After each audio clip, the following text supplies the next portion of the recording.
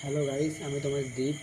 আজকে সকাল ধরে এত কল আসছে, এত এসএমএস আসছে, এত বাজে বাজে নোংরা ভাষা বলছে, আমি নিজে বুঝতে পারছি না যে এটা কে করছে। প্রথমে এতগুলো কল এসছে, তার মধ্যে আমি একটা কল রিসিভ করে জিজ্ঞাসা করলাম কে বলছেন।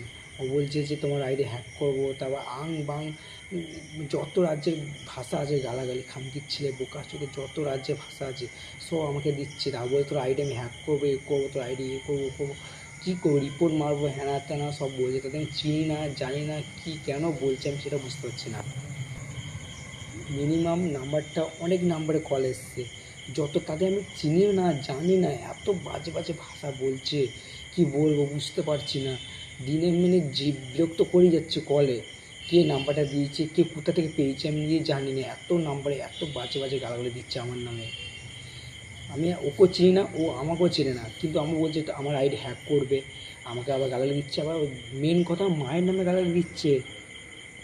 এটা বলে কী করা যায়, দেখে বুঝতে পারছি না, মাথা কোনো কাজই করছে না আমার। আমি তোমাদের নাম্বারটা দেখাচ্ছি, দেখে নাও। এত বাজে বাজে হোয়াটসঅ্যাপে গেছে, হোয়াটসঅ্যাপে লিখেছে খানকির ছেলে, তাও দেখাচ্ছি আমি।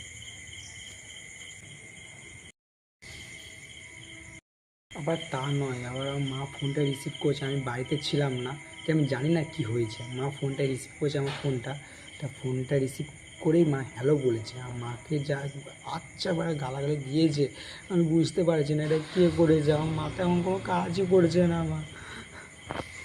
তো গাইস, আমি এখন বুঝতে পারছি না আমাকে কী করা এখন এই সময় প্রয়োজন। তো তোমাদের আমি বলে দিচ্ছি যে কোনো এরকম নাম্বার কল আসে, এরকম যে কোনো কিছু কথা বলে, তো কার ফোন রিসিভ করো না, আর কোনো কোনো কন্ট্যাক্টই রাখো না। আমার কাছে একটাই প্রশ্ন, এবার আমি কী করবো, আমার মাথায় কাজ করছে না। ভিডিওটা আমার এটাই করার উদ্দেশ্য। প্লিজ গাইস হেল্প করো আমাকে, কেউ হেল্প করো আমাকে। আর বুঝতে পারছি না, মাথাটা কাজ করছে না আমার।